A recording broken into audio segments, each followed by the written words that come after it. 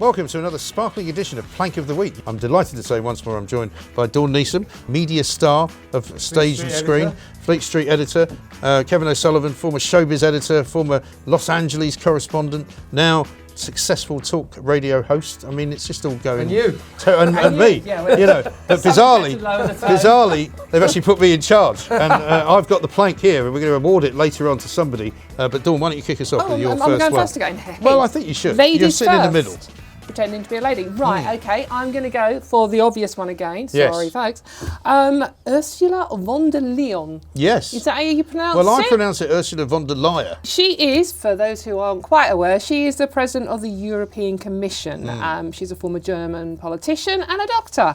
And she's got a face that could freeze hell at 50 paces. She doesn't look like much of a laugh, does she? No, she doesn't. Is that her hair or is that a hat? This is the EU versus the UK, Yes. and it's not a competition, honestly, on the great vaccine round. It's just as well it's not a competition because we are 2021. kicking their backsides if it was. Exactly. Well, the long and the short of it is that they were behind us by 3 months. They didn't quite order enough of our vaccine, the Oxford AstraZeneca one, on time. So they are 3 months behind us. And they now think this is us withholding vaccines from them. And in response, Ursula, the lovely Ursula, has said that, right, okay, well, seeing as you're withholding vaccines from us, we are going to tie the Pfizer vaccine, which is manufactured in Belgium, up in so much red tape that you now have to go through export duty and loads of paperwork to get it over to the UK or any other country. So basically, it is a vaccine tit for tat. Yes. It is. And also, it's a kind of, they're basically trying to make out that we need to ask their permission Permission, absolutely. to fulfil a contract for which we have already paid. And they're implying it's not fair. That the distribution is not fair. No. What it is they didn't order any of our vaccines until it was 3 months too late. Three months after us. Yeah. So it's nothing to do with us. They are trying to punish us for their own tardiness, their bureaucratic uselessness, and their inefficiency. It's not our fault. It is, but even the German media have turned on her today and said, no, this is your fault. Yeah. You weren't efficient, unusually, and we should have ordered this at the same time. Now, there were 3 European countries, Holland being one of them, that tried to order the Oxford AstraZeneca vaccine at the same time as us, and they were told by Brussels, no, we have to do this all together. You know, it's hard enough in this country with the arguments we're having about who should get it next. You know, should police officers get it before school teachers? You know, should more people in their 60s get it before the police and all of that? They've got to work out which countries get it. Never mind which people in those countries get it. But you can't possibly make that fair. No. I'll tell you what's interesting, that in the reports of the German media now, unprecedented, rounding on the EU, saying you are letting this continent down. In Bild newspaper, there is a German executive who works at the Pfizer factory, who of course has suddenly been tied up in this red tape from Ursula von der Leyen. And by the way, also EU Health Chief Stella Kyriakides. Oh yes. Who the hell is she? Well, you know, I did a bit of research on her, and she's a former psychologist from Cyprus, right? Yeah. Who managed to get herself elected as an MEP at some point or other, and then sort of crossed the hall and became a health commissioner without having any kind of background in health at all. Where do they come from? Anyway, this German executive, flat out, EU enthusiast, saying, after all these years, I suddenly realise what Brexit's all about. Yeah, absolutely. I mean, and it's like, the mad thing about this, the absolute mad thing about this is that the EU has been so slow. They haven't even approved the vaccine that they are rowing about. Right. They probably will, and it will happen on Friday, but they haven't even approved it yet, whereas we did straight away, and we're getting these people's arms straight away. Yeah. And, we've done so many things wrong in this country, I think no one would argue with that, but we seem to have got the vaccination programme right. I think so. Absolutely and we right. should give ourselves some credit for that. It's a not real a competition. shot in the arm, you might say. See what you did there. Take the boy out the tabloid. But we should be proud of getting something right. It's not a competition. Yeah. I want all the people in the EU to get vaccinations as well. But this is turning into a pitched battle, and it is just wrong because people are dying. And also, Plank. that particular argument that they used, they started rowing back from it 100 miles an hour when they realised it actually looked quite cruel. I heard an Irish MEP who was obviously a supporter of the EU, on a radio station talking about how, oh, well, this is only a negotiating position. Well, no, I'm sorry. What you're doing is threatening people's lives by saying you're going to stop people getting vaccines. Lives. And then there was that weird smear campaign. Well, the Oxford AstraZeneca one, the English one, it's only then they said it didn't work. Only 8% effective if you're over 65. Right. And everyone's going, no, where's that from? And they had to retract that. They had to retract it. Change it to over 55, but even that I find very dubious. It is very dubious. It is vaccine nationalism on their part. The British one can't be that good. No, I know, absolutely horrible. And also that phrase "vaccine nationalism" is horrible as well. By the way, because why wouldn't you do your level best to get your own country vaccinated? We keep hearing now from all these sort of do-gooders going, oh, but we have to vaccinate the rest of the world. Well, that's fine, but I wouldn't expect my government in this country to put other countries before ours. And linchpin moment for the EU. Look at how many died in the war Remainers here, prominent Remainers turned round and really rounded on the EU. Same for people in Europe. It is handling this crisis disastrously. Absolutely disastrously, and it will, I think, exacerbate its decline. Well, let's not forget. I think this might be the beginning of the end. Well, I mean, I think Britain leaving was the beginning of the end, but let's not forget what happened way back at the beginning when Northern Italy was the sort of hotspot for COVID infections, and the Italians, who knew they had a really big problem, asked the Germans and asked the EU for help. And do you know what they did? They shut the borders. And they said, no, sorry, mate, you're on your own. Unbelievable. I mean, this is a simple supply and demand issue. We ordered 3 months ahead of you. We ordered enough for the population. We are getting it now. Yes. It's not we are taking precedence over you, Ursula. So what they didn't do is they should have said this isn't going right. They should have tried to fix their own house. Instead, what did they do? They tried to destroy ours. Exactly right. What's your first one, Kevin? I'm going to go for David Mitchell, the actor and a BBC luminary. But he wrote on Sunday in The Observer the most absurd column I've ever seen. And in it he said, the headline on it was, I may be biased, but I believe that the BBC is not impartial, and that it is completely unbiased as an organisation. Its news coverage is unbiased, and that's what I believe.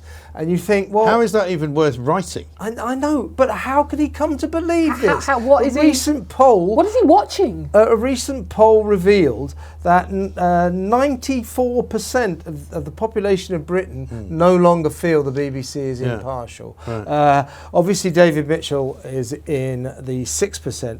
Now, I'm pointing the finger at him, but he's representative of this body of bien-pensant metropolitan thinkers who will not hear a word against A, the NHS, and B, the BBC. What's the connection between those two massive great organisations? I know they're publicly funded. They're not sullied by horrible commerce and private enterprise.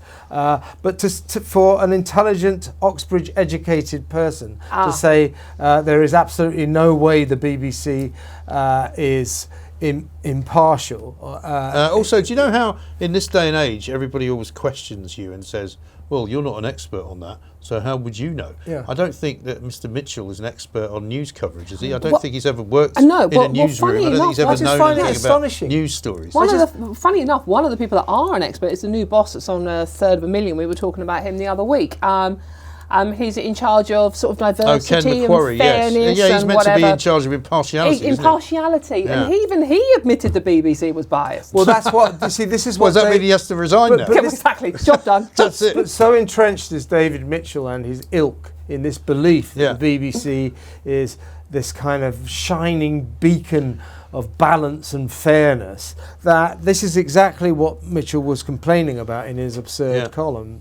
Do you know what's interesting? In the Observer Circulation 5, he said that the BBC was so wrong to have sent all of its journalists on impartiality courses, which they have done.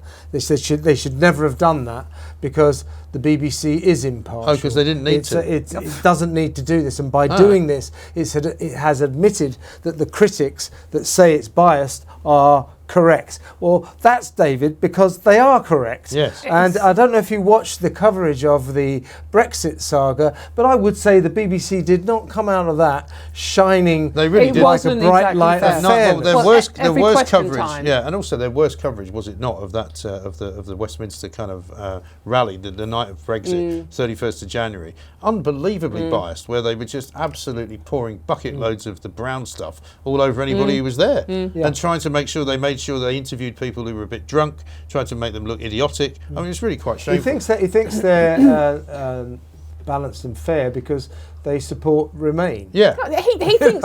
Let's cut to the chase here. He actually thinks they're balanced and fair because A, Oxbridge educated, as you said, and B, main employer will be the BBC. The BBC. Yeah, if not Channel 4. Also, by the way, talking of the way that they cover things, last night, because we're sitting here on a Wednesday, you'll be watching this later on, the kind of what I call death porn that they carried out with all the people dying from COVID. 100,000 people dead. That wasn't journalism, that was a religious service. They used it as an excuse to roll out the most maudlin, mawkish, ghastly candles television being lit. I mean, just ridiculous. At really a time awful. when the entire country is very aware of the appalling death toll. Yeah. We're all feeling sad. We're all feeling anxious. Yeah. It is not. I just don't. I know it. I don't want it forced on me like that. It was like that was meant to be a news Where programme. does it take the story? I don't want to sound hard-hearted. Obviously, ultimate sympathy for everyone who's lost a loved one in this horrible saga.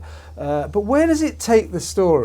To just go to some family and then say, "Oh, Dad, we loved him." Was and just kids crying, Mum crying, over to another family distraught. Because this will show all you people who think the lockdown shouldn't be happening. That's what they're doing it for. It's absolutely awful, absolutely disgraceful. And also, by the way, talk of impartiality. What about the latest infractione from the Northern Ireland branch of the BBC, and where they managed to cover the funeral of an IRA former terrorist and call him an IRA veteran. Right? I mean, sorry. I think case closed, Mr. Mitchell. Well, this is the organisation that not so long ago said that we shouldn't call members of ISIS terrorists. Yeah. Language is so important. It certainly is. Yeah, so we should. Yeah, well, they are. Let's face it. I'm going to go with Lisa Nandy as my first nomination. I don't think she's made it into the plank list for quite some time. She famously appeared in the Tent of Common Sense down in Westminster. And she actually sat, if you haven't watched it, I would recommend that you go find it on YouTube. Me interviewing Lisa Nandy, where she keeps saying to me that we don't have a deal. And I said, but that's because you haven't voted for a deal. You keep voting the deal down. She says, no, we've never voted against the deal. And I said, but you voted it down 3 times. Theresa May's gone to Brussels, she's brought it back, and you voted it down 3 times. No, that's not the deal. And then I say, well, what have we got now? Well, at the moment, we've got a deal. I mean, it's ridiculous. It's the most ludicrous thing you've ever seen. And eventually, at some point, she says to me, I think you're just being difficult now. This is up with your Femi interview, isn't it? To which some people have said you should try living with it, but that's another story. Anyway, she's in it this week for several reasons. She appeared first, and she is, let's not forget, the Shadow Secretary of State for Foreign and Commonwealth Affairs. That means that she is effectively the Shadow Foreign Secretary, right? Mm-hmm. However, she does not act like that because she continually makes references to Boris Johnson and to Donald Trump and to Joe Biden, which are quite frankly pretty incendiary. She gave an interview to Julie Hartley-Brewer on Talk Radio in which she said that Joe Biden doesn't like Boris Johnson because basically, he's been disparaging to Barack Obama and effectively racist to Barack Obama. Well, she would know that because she's very close to both men, isn't she? Well, but then she also said, well, I would know about racism having been on the receiving end of it. We know that she comes from an ethnic minority background, but I don't think she, as a shadow cabinet minister, should be making those kinds of assertions, right? She basically said that because Barack Obama removed the Churchill statue from the White House when he was president, and when Boris said he understood that because of his Kenyan background, she made out that that was racist, which of course it wasn't. She also said that Boris Johnson was wrong to declare culture wars on British people by saying it was wrong to urinate on and to deface Churchill's statue.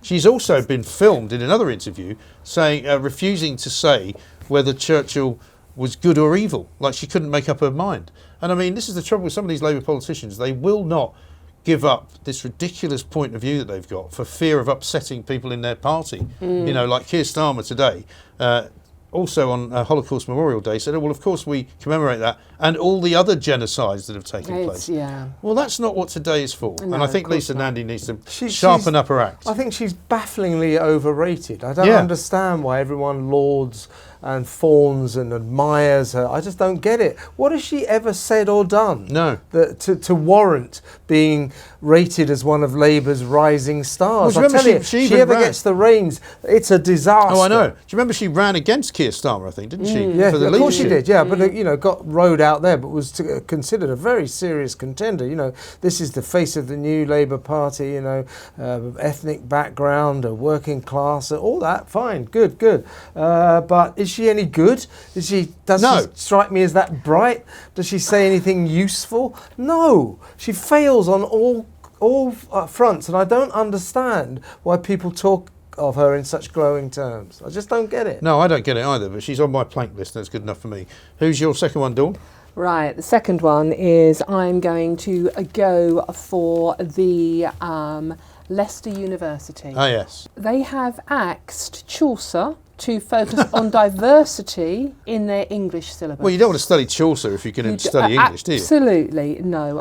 It's George the poet. Replace him with George the poet. That's the way to go. Yeah. They are trying to stop teaching the medieval English in favour of a decolonised curriculum. Oh, yeah. Now, I did A-level English and I studied Chaucer and I still haven't got a clue what's going on. Just got to say one thing, Dawn.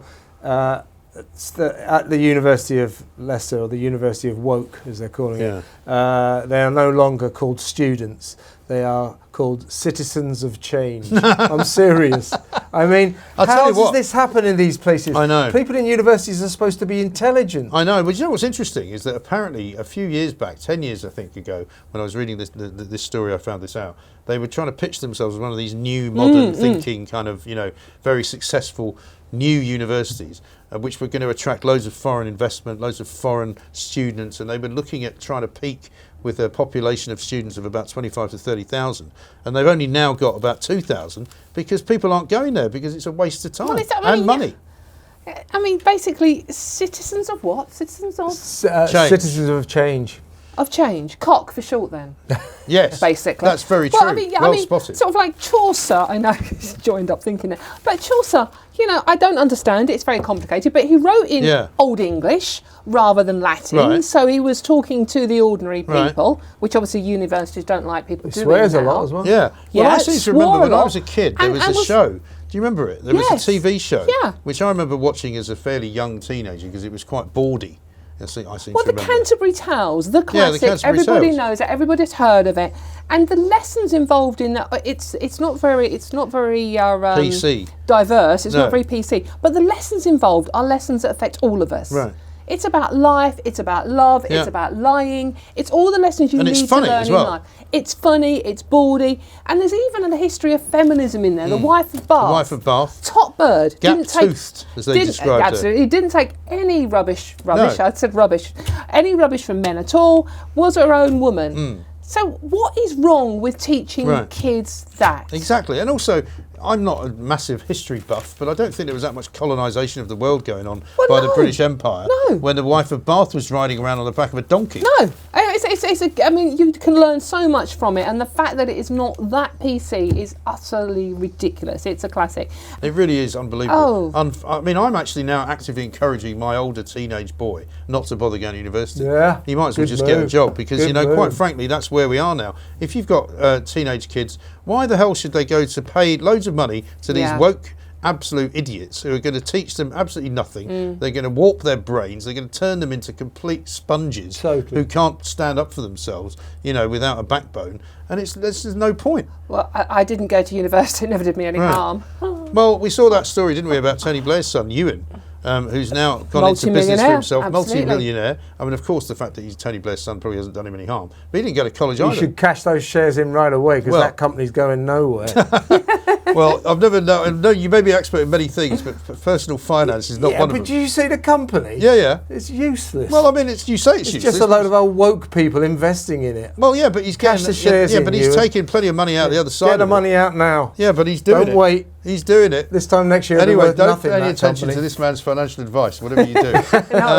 Who's your second plank, Kevin? I'm going to go for our old favourite Prince Harry. Yes. A man of limited intellectual ability who is getting involved in things he does not understand. So he's taken Archwell, his organisation that he's formed with his wife Meghan to do good. Yeah.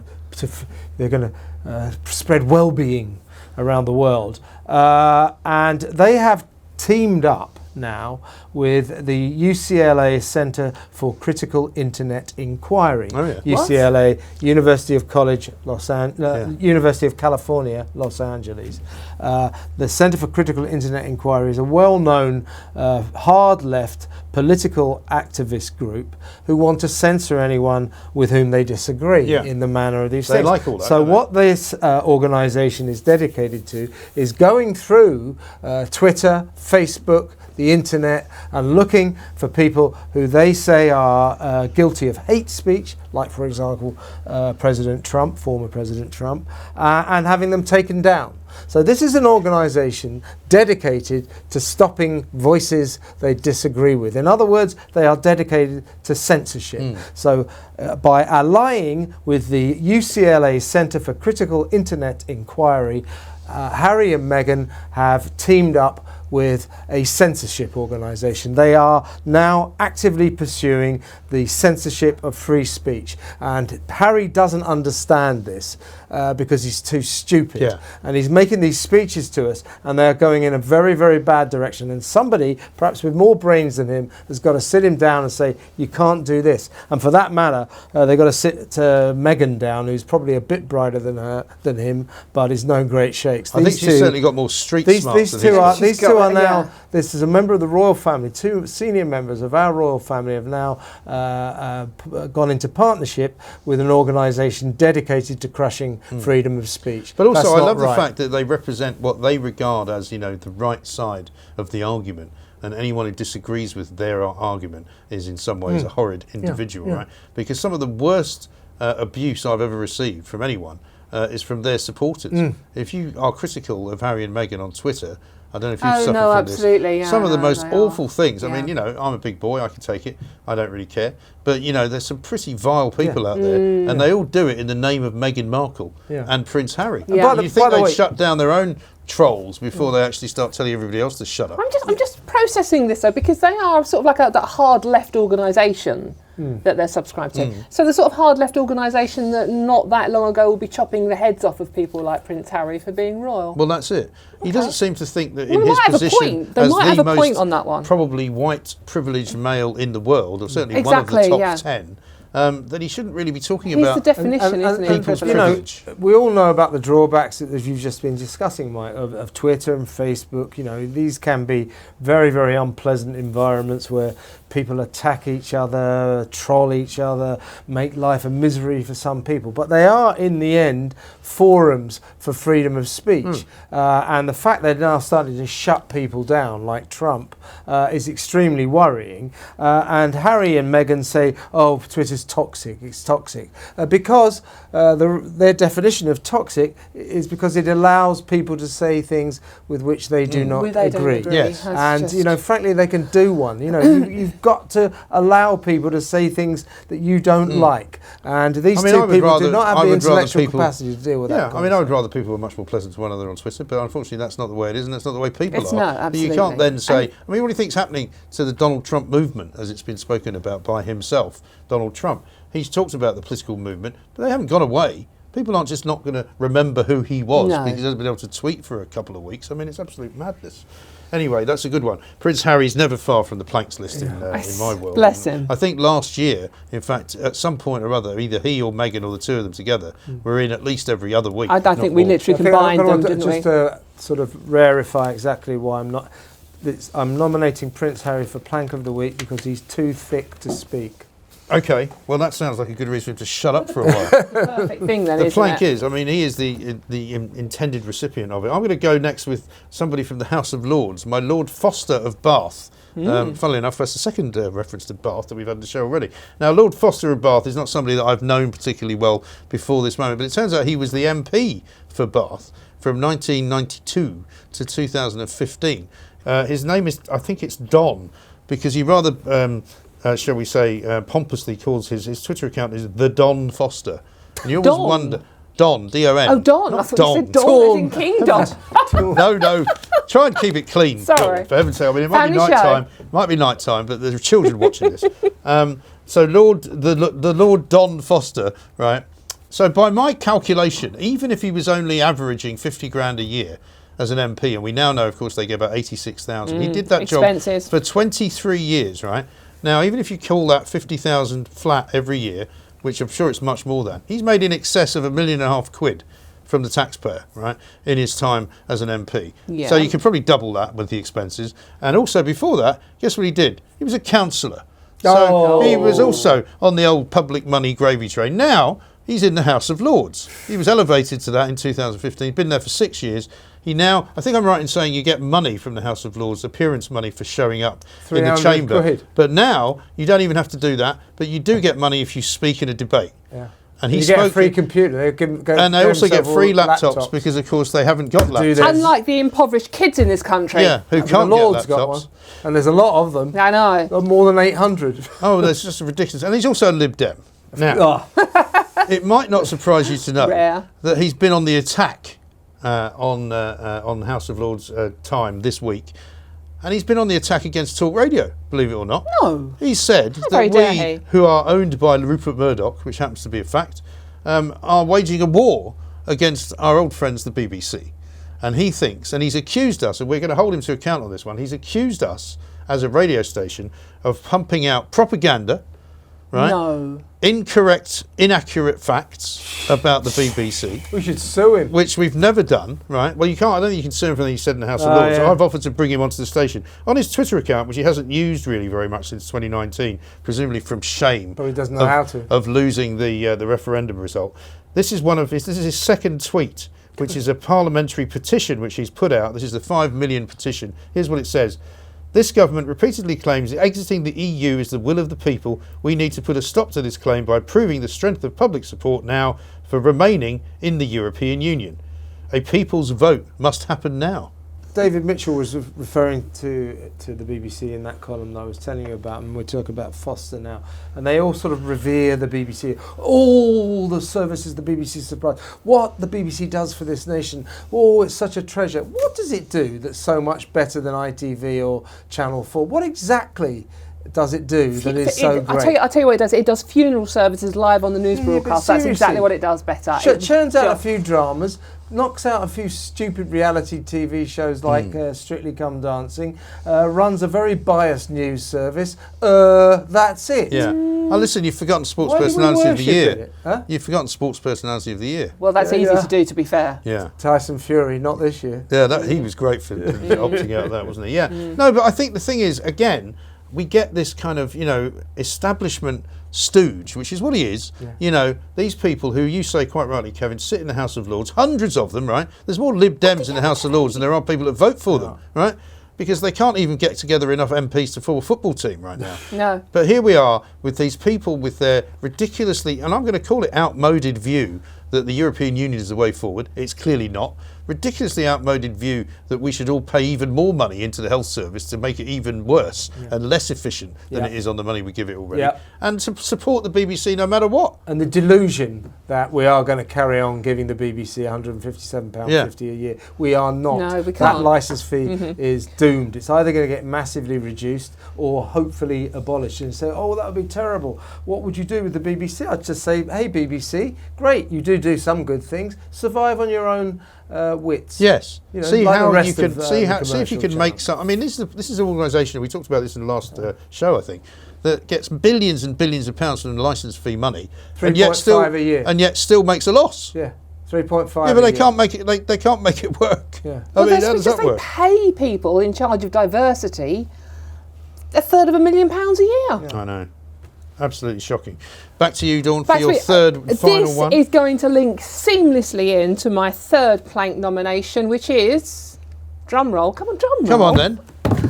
Thank you. The BBC. This is it's on the educational BBC for schools site, basically. Right. Which, kids aren't going to school at the moment. Again, wrong, but they can watch the BBC and they can learn lots of really interesting stuff. Not reading and writing and arithmetic or anything complicated like that. But this is a programme aimed at 9 to 12-year-olds, and it's called Identity, Understanding Sexual and gender identities. Oh, yeah. Okay, yep. Yeah. As I said, it's aimed at 9 Yeah, to because 12-year-olds. you need to know that stuff when you're 9, don't you? Well, I'd rather 9-year-olds be able to read, but call me old-fashioned. Yeah, yeah. Any case, this concerns a person. I'm not going to misgender this person. It's a joke, by the way. Any case, the person's name is Kate, and she Kate? is Kate. You sure she's a she, though? I didn't say it. I didn't gender her. Them. I didn't gender them. Them, Any I think case, is the oh my right- God, is I'm so the sorry. That was correct wrong. nomenclature. Any case, well, what I mean, them. This is it. I'm not calling anybody the them, person apart from the called- band that Van Morrison used to The be in. person called Kate. It's linguistically inaccurate. asked. It's not, you can't call a single individual a So I plural. have to No. cope with here. Yeah, I know. Right, okay. The person called Kate Yes. is asked by one of the children, who looks round about 9 or 10 in this particular clip, how many genders are there? Now, Is it a riddle? Now, the answer that Kate gives, shush, don't ruin it. I'm sorry, Kate, I'm Sorry so to sorry. disillusion The you. person says, we know we have got male and female, Yes. Yeah. but there are over That's it. 100, if not more, gender identities now. Yeah. Really? This includes... Name them. I did. No, please don't. Kev, in the name of research, I did. I got as far as bi gender, genderqueer, and pansexual, and then I lost the will to live. On the Now we're grounds back to that the Lib Dems I've again. got another one. There's Don't- one called Neutroid. What does that mean? Neutroid? Really? Neutroid, yeah. I don't.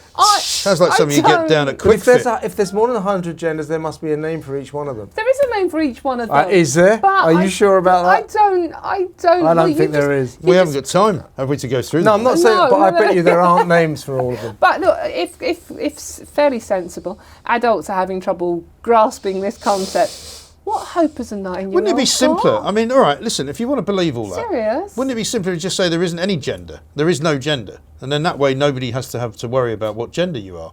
I quite like having a gender, though. Do you? Yeah. Yeah, but there's a... Yeah, but you wouldn't This care is if all somebody said that predicated you on weren't, the you had no different- gender. What's the difference? Well, I get called sir all the time, to be honest with you. Sir? You say sir. Yeah. But it's predicated on the sort I of don't wanna hear about private differentiation life. between gender and biological Biological sex. Yes. sex. Now, this is which is the a new debate. kind of way of looking at the Yes. word gender.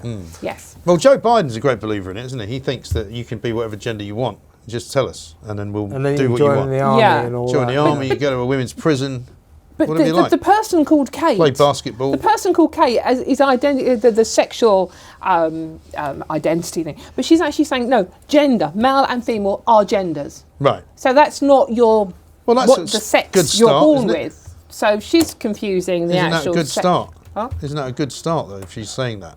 Yeah, but the argument goes that it's the physical sex you are born with is different to the gender. I see. But The biological she's not. sex, Yeah, yeah. the Yeah, I know. biological. That's the predication, but Yes. I'm not sure it's linguistically accurate. No.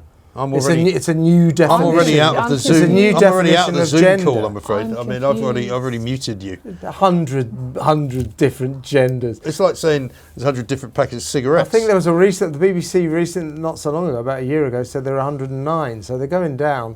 If we give them about another 100 years, they'll Well, be they might down to get the back right to number. two, yeah.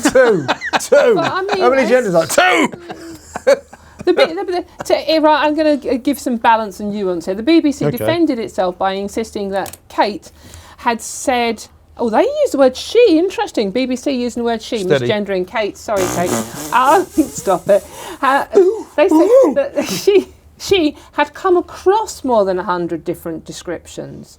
We're not stating as Oh, a I fact see. there are. So See? when you now teach things to children, you tell them what you've heard as opposed to what's actually true. Yeah. It's not a fact, is it? It's Right. just their theory, and they're bombarding But this these is where kids we with are a now. theory. Though. But this is where we are now, isn't it? Where people say this is a fact, and you go, actually, that's not a fact. It's not a fact. That's your opinion, and/or that's something that you think is the case, which is not the same thing. It's not only an opinion; it's a rather stupid opinion. Well, exactly, and it's certainly not a fact.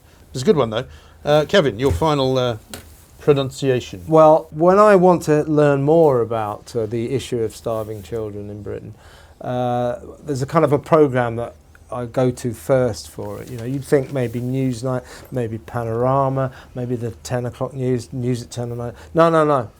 I go to Dancing on Ice. Yes. because there's an idiot on it called Rufus Hound. He's a comedian who masquerades as a comedian. And I've actually met Rufus Hound. Yeah, he's actually quite. He came nice in to do a couple of shows, I think. He's a nice bloke. He's a nice bloke. Yeah, he's a bit misguided. He's misguided, and he thought that he's lucky enough to be a contestant on Dancing on Ice. When you say lucky, I presume you're being ironic. Well, you know, for somebody as obscure as him to get 100 grand to skate around the ice for a few weeks, it is a bit of luck, and to raise your profile. Anyway, he did his routine, and Philip Schofield said to him something like, the host that is, afterwards, "Oh, that was insane." And he went, "Don't tell me about insane, mate.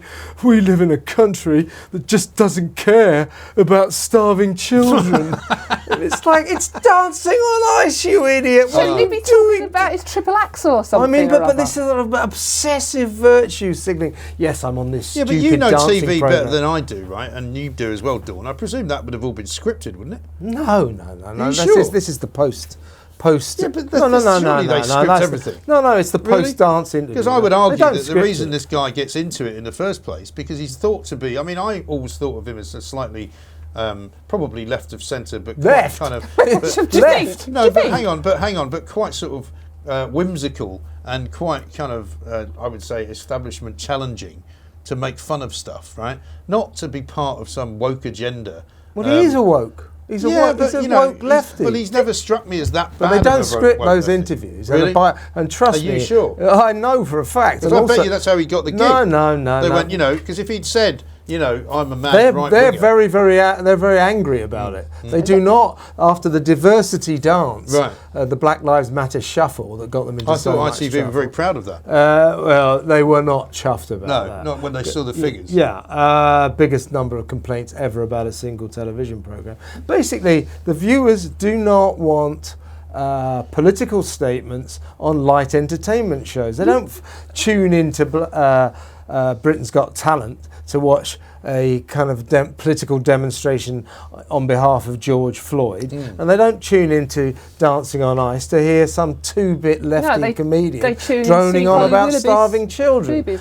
So for absolutely causing great harm to his own career, and for choosing exactly the wrong environment. Well done, Rufus. Environment to talk about starving children, to virtue signal your own marvellous left credentials. Rufus Hound, you are the unfunny Has he been kicked off the show now as well? No, there was. He had to self-isolate. I did a handover with him once or twice. I feel quite sort of. That was a bit quite unwell now. I used to work with him on Richard and Judy as well. He's a nice enough guy, but he's just misguided. You don't have to virtue signal your own political credentials. Yeah, but how thick are these people? It's really thick. Skate. Really thick. Also, it's kind of embarrassing if you're supposed to be some kind of cutting-edge comedian to go on a show like that, isn't it?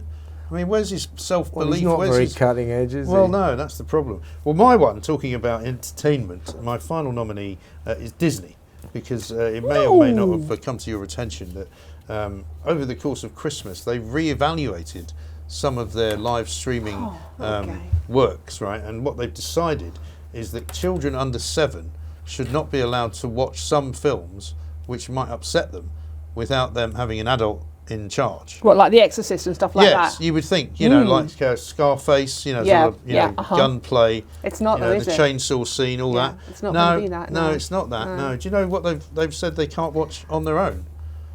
Peter Pan. Oh, well, the crocodile's a bit iffy. The Aristocats. No. One of my favourites. Oh. And of course, Dumbo. It's 3 of the most disgraceful films ever made. Full of racial stereotypes. Stereotypes, sexual scenes, misappropriation of drugs. I mean, I can't believe... You can't access them now, can you? If you're a child, unless you have your parental system, because you can set various lock systems on them, you cannot access... If you've got a child's account, which a lot of kids have on Disney... Because Netflix, for example, doesn't have parental controls, which is a bit of a problem for some parents. But if you've got if you set up an account for one of your kids, and if they're under 7, so they can watch the TV while you're cooking dinner for your loving family, they're not allowed to watch those 3 films. So what little on kid? Their own. So the cats, they don't like the We Are Siamese, if you please. Presumably, yeah. But racial stereotypes. Peter Pan, they don't like the Native Americans. who are the in Redskins, that. isn't it? How they're referred to. Yeah, they're not allowed to call them that. No. I mean, it's just ridiculous, though, isn't it? But what little kid is just going to watch that and think that? They're not. They're going to see cats that sing. They're going to see an elephant that flies. Yeah. It's fun, and also genuinely, it's not really for 7-year-olds. It's more for kind of 3 and 4-year-olds who just like watching cartoons. It's a cartoon. Oh, it's just so sad. Let them be little kids and let them enjoy it. I mean, they can't watch the Terminator yet, so let them watch the Aristocats.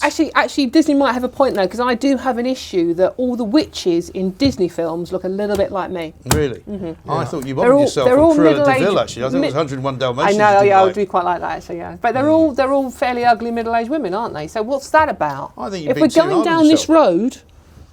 road, they need to stop now. Huh? Sexist. Sexist. Yeah, sexist. Ageist. Exactly. So here we are. We're at that point. We've got 9. Oh, blimey. We'll carry one over from last week, obviously. I can't remember who we carried over last week, but I think it might have been Prince Harry, even though he's now back properly this week. So, Dawn, why don't you tell Kevin what your 3 are, and he can pick one. Right, my 3 were obviously in reverse order. They were the BBC and 100 gender identities. They were the University of Leicester for cancelling at the Canterbury Towers in Chaucer. Yes.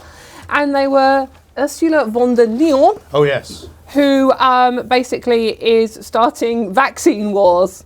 Just what we need.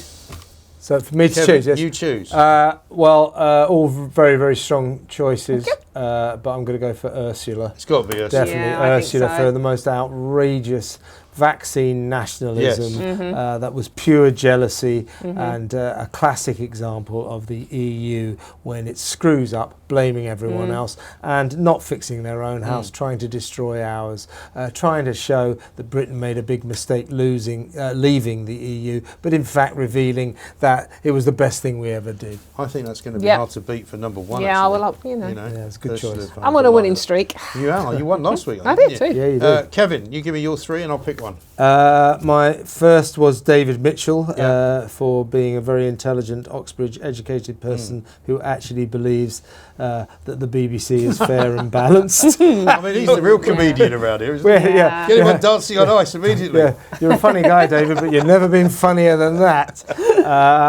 My second was Prince Harry for aligning the Archwell Foundation with an organisation called the UCLA Centre for Critical Internet Inquiry, which is a hardline left group that wants to censor free speech on the internet and social media.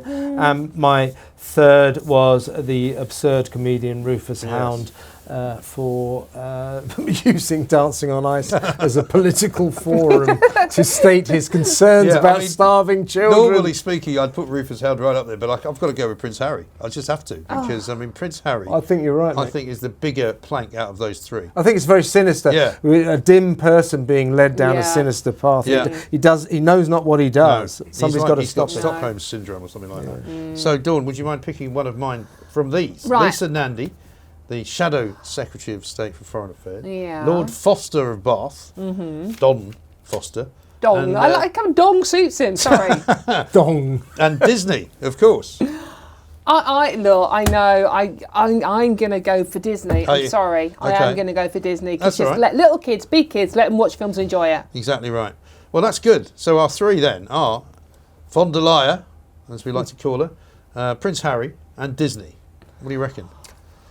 Well, I hate to make Dawn the winner again, but I She would loves go it, for though. Ursula. She keeps coming back for more. If you keep encouraging her, she'll be back next week. Yeah. at this rate. I think it's got to be von der Leyen, hasn't it? Yeah. Because the EU's the story this week. Big Yes. story. Prince Harry has to be number 2 then. Yeah. Because Disney, while being absolutely and utterly ridiculous, is nowhere near as important as those first 2. No, I agree that I the think- Harry situation could be dangerous. Yeah. Yeah. So, In any case, I'll win. Who cares? so here we go. So we've got, not unusually, Prince Harry is number 2.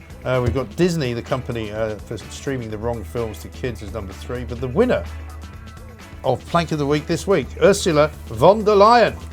Well done. We'll see you next week.